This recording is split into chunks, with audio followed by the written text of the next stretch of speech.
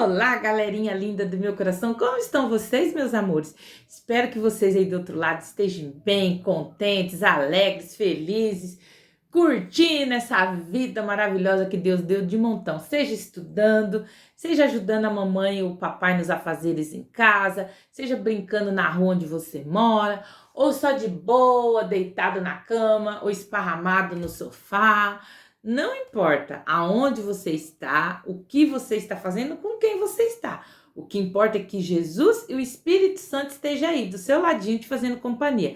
Porque daí o descanso é mais gostoso, o estudo parece que flui melhor, a diversão é mais gostosa, porque ele nos fazendo companhia, nos guarda, nos protege, nos ajuda a fazer aquilo que é certo.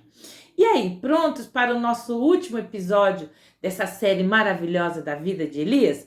Vamos lá, vamos ver o que nós vamos aprender com a vida de Elias hoje? Bom, onde estava Elias da última vez que foi visto? Vocês se lembram do nosso episódio anterior? Onde é que Elias estava? Isso mesmo, Elias, né? Ele foi levado ao céu em um redemoinho.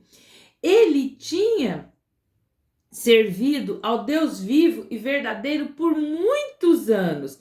E agora, seu tempo de ministério tinha acabado. E aí, Eliseu nunca mais viu Elias na terra. Talvez você pense, que esse foi o final da história de Elias. Mas não foi, não. Centenas de anos depois, algo muito mais estranho aconteceu com Elias. Muitos anos depois. Para ser mais preciso, 900 anos haviam se passado desde que Elias tinha sido levado para o céu. Muitos reis e profetas tinham vivido e morrido durante aqueles séculos. E o Salvador, que Deus tinha prometido enviar ao mundo para pagar pelo pecado, né, tinha vindo do céu. Quem era esse Salvador? Jesus, o Filho de Deus. Ele nasceu numa estrebaria lá em Belém e viveu uma vida perfeita. E quando Jesus se tornou homem, ele ensinava ao povo, né, sobre seu Pai Celestial, fazia com que os cegos vissem e os surdos ouvissem, os coxos andassem. Jesus é Deus e homem ao mesmo tempo. Então, Jesus contou aos seus discípulos sobre as coisas que iria acontecer. Contou que ele seria entregue aos seus inimigos e morto, mas também que ele ressuscitaria ao terceiro dia. E os discípulos não entenderam, né? Eles tinham medo de pensar que Jesus os deixaria. E aí, pouco tempo antes, né, de Jesus ser morto numa cruz, o Senhor Jesus convidou os três dos seus discípulos, né, Pedro, Tiago e João, para ir com ele ao topo de um monte. Provavelmente, né, eles estavam felizes por, né, Jesus deixar a multidão, escolher os três, né, para ficar um tempo sozinho com eles, né, longe da multidão. E talvez enquanto eles caminhavam, subindo lá em costa daquele monte, os três discípulos pensavam sobre tudo que Jesus tinha dito que aconteceria. Tinha muitas perguntas sobre quem era Jesus e por que tinha vindo ao mundo. Eles ainda tinham algumas dúvidas. E chegando ao topo do monte, a vista devia ser espetacular, né? Chegar lá em cima, no topo. Mas o que aconteceu no monte foi muito mais espetacular. Por quê? Talvez, né, como eles tinham passado o dia ali com a multidão, Jesus despediu da multidão. Então, foi e subiu, já finalzinho de tarde, subiu ao monte para poder, com os três.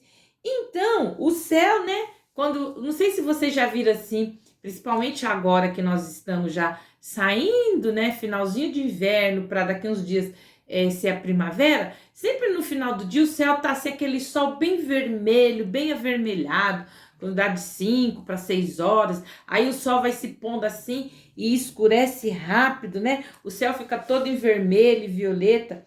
E o Senhor Jesus começou a orar ao seu Pai, como fazia sempre, né? E Pedro, Tiago e João, talvez, né, cansado de ter passado o dia todo ali com Jesus no meio da multidão e subido aquele monte, então talvez com sono, né, e pela caminhada e pela tranquilidade do ambiente, aquele silêncio, eles dormiram. Enquanto Jesus orava, uma grande mudança aconteceu. A Bíblia diz que Jesus se transfigurou. E o que significa se transfigurar? Ele mudou ou se transformou e o seu rosto brilhava como o sol e as suas roupas ficaram brancas e brilhantes. O que estava acontecendo com o Senhor Jesus?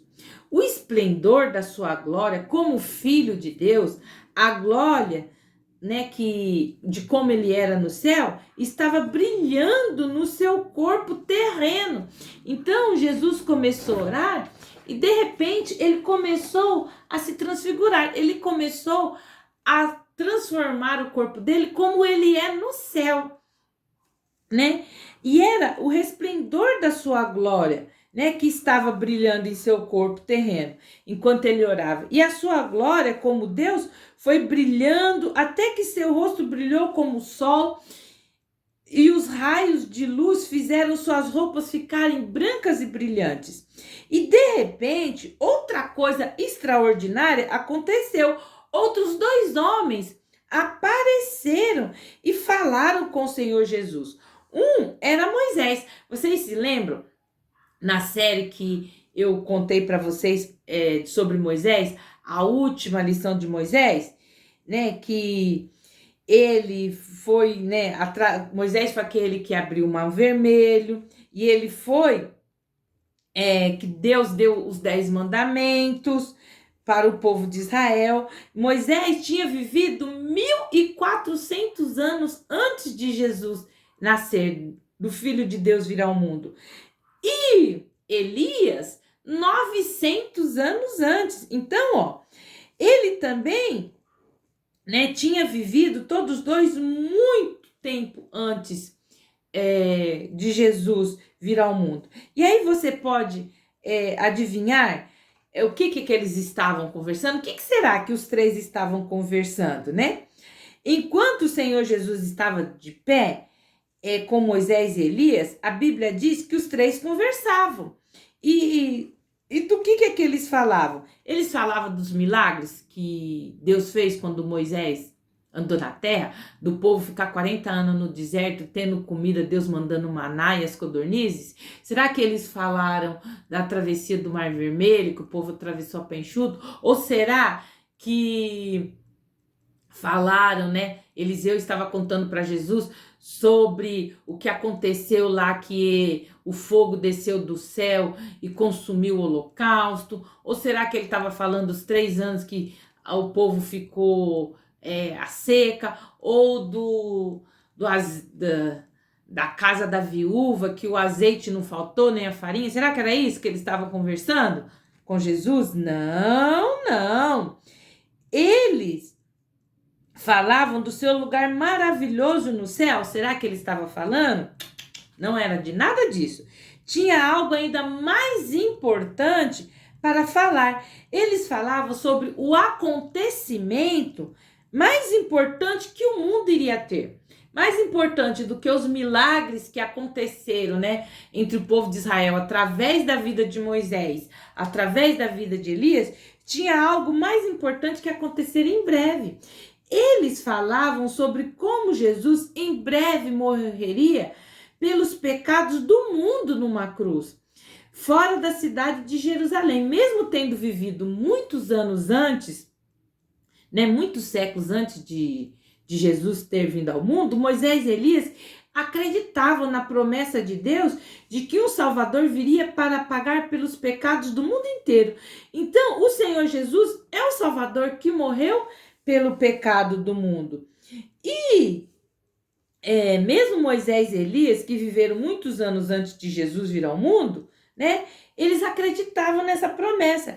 E Jesus é esse Salvador. Então, Elias e Moisés sabiam que era verdade. E eles estavam falando com Jesus sobre a sua morte na cruz. Enquanto Elias e Moisés falavam com o Senhor Jesus, os 3 discípulos, né, que estavam dormindo, quando eles viram aquela noite escura, estrelada, né, sem... naquela época ainda não tinha luz elétrica, mas eles tinham subido para aquele monte, era dia claro ainda, e agora com certeza já estava escuro. De repente eles abrem o olho e vê aquela luz, aquele esplendor, como se fosse dia claro. Eles ficaram o quê? Espantados ao verem a gloriosa luz e os 3 homens parados diante dele. E Deus deu uma habilidade espiritual para eles reconhecer Moisés e Elias, né? Eles tiveram medo dessa estranha visão.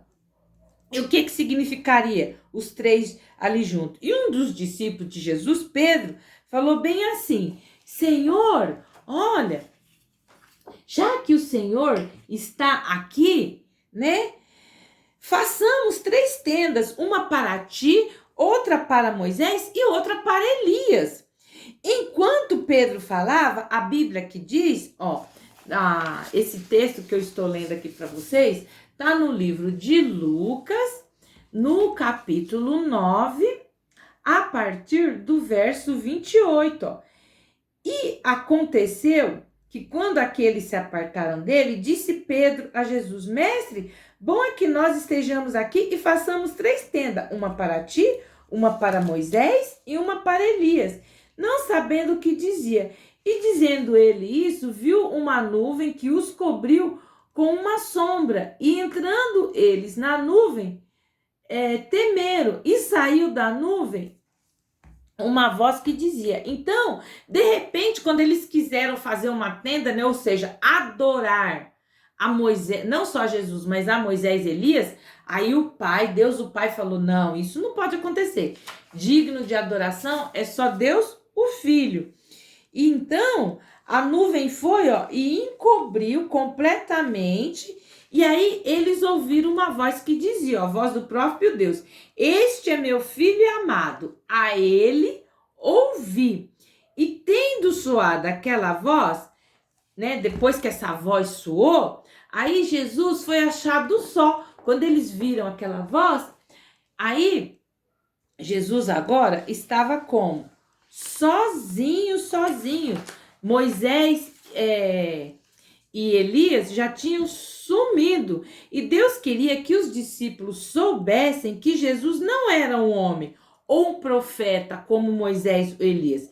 Jesus queria que Deus, o Pai queria que eles soubessem que Jesus era Deus Filho e que eles deviam escutar e obedecer e adorar só a Jesus. Então, os discípulos também precisavam ouvir e obedecer a Deus. E Deus Pai queria que os discípulos soubessem que Jesus não era apenas um profeta. E os discípulos, com medo, né, prostraram o rosto em terra, mas Jesus se aproximou deles e disse: levante-se, não tenham medo. Não precisa ter medo, né? Quando eles ouviram a voz, daí eles ficaram assustados. E quando eles ergueram os olhos e viram Jesus sozinho, Moisés, né, e Elias já tinham desaparecido na nuvem. E aí, enquanto desciam do monte, Jesus disse para os seus discípulos que eles não dissessem a ninguém o que havia visto, até que ele tivesse o quê? Ressuscitado. Ele sabia que o povo não entenderia só entenderia depois que ele tivesse ressuscitado pelo poder de Deus. É que algumas pessoas estariam prontas para entender que o Senhor Jesus é verdadeiramente Deus Filho. Mesmo esse evento tendo ocorrido, centenas de anos depois, né, que Elias foi levado ao céu, é um maravilhoso final, né, para a sua história. Que privilégio para Elias estar novamente na terra e falar com Jesus, o Filho do Deus vivo. Elias foi um homem que dedicou toda a sua vida a escutar e obedecer a Deus. Não é maravilhoso, crianças? Que coisa maravilhosa! E olha só, o que nós aprendemos com essa história de Elias hoje, né? Finalizando, é que Jesus não é somente um homem. Jesus Cristo é o Filho do Deus vivo. Deus, o Pai, né, enviou seu Filho do seu lugar no céu para vir ao mundo em forma humana. Porque Deus enviou seu Filho ao mundo? Porque Ele ama muito. Em João 13,16 fala, porque Deus tanto amou o mundo. E Deus, que é santo, perfeito e livre de todo pecado, criou um mundo perfeito. Ele criou o homem e a mulher perfeitos para viver no mundo e ter uma relação de amizade com ele. Mas o primeiro homem e a primeira mulher, Adão e Eva, eles pecaram, desobedecendo a Deus. Depois, né, daquele tempo em diante, todas as pessoas que nascem nesse mundo já têm um coração pecaminoso que os separa de Deus. E apesar de Deus ser santo e conhecer o seu pecado, ele ama você e quer que você também o conheça e o ame. E ele prometeu enviar alguém para salvar você e a mim do nosso pecado. Ele prometeu enviar aquele, né, que era quem? O seu Filho, Jesus Cristo. Ele veio para ser esse Salvador. E a Bíblia diz, ó, que sendo Deus, tá aqui, ó, em Filipenses 2, 6 e 7, que mesmo sendo Deus, chegou à semelhança de homens. Então, Jesus viveu no mundo como homem perfeito, mas Jesus não era apenas um homem. Jesus era o Cristo, o Filho do Deus vivo. Então, você precisa crer que Jesus veio para morrer por você também. Essa é a razão pela qual Jesus veio ao mundo. Você e eu, nós nascemos o quê? Com o coração pecaminoso. E por isso, né? Você pensa, diz e faz coisas que quebram as leis de Deus. E a Bíblia diz em Isaías 53 e 6, está escrito, ó, todos nós andávamos como desgarrados, cada um se desviava pelo seu próprio caminho. E quais são algumas das coisas que as crianças fazem que são pecado? Quando você desobedece papai e mamãe, quando você pega mentira, quando você bate ou briga com seu coleguinha, quando você faz fofoca, quando você desrespeita professor ou desrespeita os mais velhos, tudo isso, a gente fala, é só um pecadinho, não é nada não. Mas tudo isso são coisas que nos afastam de Deus. E Deus disse que o pecado tem que ser castigado. E o castigo, que castigo é esse? Quando você faz coisas erradas, que a mamãe fala para você dar uma ordem, que você desobedece, ela não te castiga? Fala, você vai ficar sem televisão, você vai ficar sem o seu videogame, você vai ficar sem o celular. Ela não te coloca de castigo? Porque às vezes você fez alguma coisa errada? Pois então, o nosso pecado merece castigo. E qual que é o castigo que nós merecemos? Viver separado de Deus para sempre, em um lugar de tristeza e sofrimento. Mas Jesus veio para tomar o castigo do seu e do meu pecado. O Senhor Jesus é o perfeito Filho de Deus. Ele não tinha pecado. E a Bíblia diz, ó, que em 2 Coríntios 5 e 21, ele não conheceu pecado. Enquanto Jesus sofria e morria na cruz, Deus colocou todo o meu e o seu pecado sobre ele. Então, enquanto ele estava lá naquela cruz, sendo castigado, todo o pecado da humanidade, né, o meu e o seu pecado, estava sobre ele. Ele estava ali sofrendo, né? E ele é o único sacrifício perfeito. O Senhor Jesus estava pronto para derramar o seu sangue e morrer, porque ele nos ama muito. Ele sabia que essa era a única forma do pecado ser perdoado. Então, desceram o corpo morto de Jesus na cruz e o sepultaram, mas ele não ficou morto. Ao terceiro dia, Jesus voltou a viver e ele foi visto na terra por muitas pessoas. Depois de um curto tempo na terra, Jesus voltou para o céu, para o seu Pai. E você pode ter certeza de que Jesus Cristo é o Filho de Deus vivo. E ele é o único que morreu por você. E o nosso versículo de hoje, ó, fala sobre isso, ó. Cristo morreu pelos nossos pecados, ó, segundo as Escrituras. Foi sepultado e ressuscitou ao terceiro dia, segundo as Escrituras. 1 Coríntios 15, 3 e 4. Então, o único que foi capaz, né, de dar a sua vida pelo pecado de toda a humanidade foi só Jesus. Por quê? Porque ele, além de ser humano, né, vir e passou por tudo que nós passamos. Jesus foi um bebê, depois foi uma criança, foi um adolescente, foi um jovem, foi um adulto. Então ele passou por todas as fases que nós seres humanos passamos para provar, né, para nós que nós podemos viver sem pecado. Mas nós conseguimos? Não, porque nós temos a natureza pecaminosa. Jesus não tem a natureza pecaminosa, porque ele é Deus Filho. Então, quando ele veio na terra, ele deu a sua vida por mim e por você. Se você já conheceu o Senhor Jesus como seu Salvador, ele quer que você também escute, né? E obedeça a sua palavra. Deus nos fala hoje, né, de uma nuvem no céu. Ele nos fala, né, quando ele falou ali com os discípulos, quando estava lá no monte, que ele falou com os seus discípulos, Deus o Pai falou o quê? Através de uma nuvem, mas hoje ele fala conosco como? Através da sua palavra, a Bíblia. E lendo a Bíblia, você encontrará muitas coisas que Deus quer que nós pensemos, falemos e façamos. Ele quer que façamos mais do que ler e memorizar a Bíblia. Não é só para você pegar um versículo da Bíblia e memorizar. Ele quer o quê? Que nós obedeçamos a sua palavra.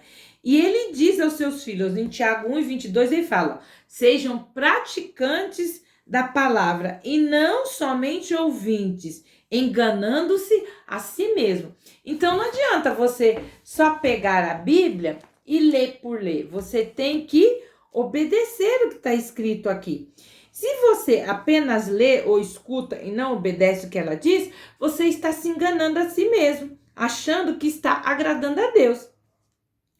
Quais são algumas das coisas que Deus diz na Bíblia que os filhos devem obedecer?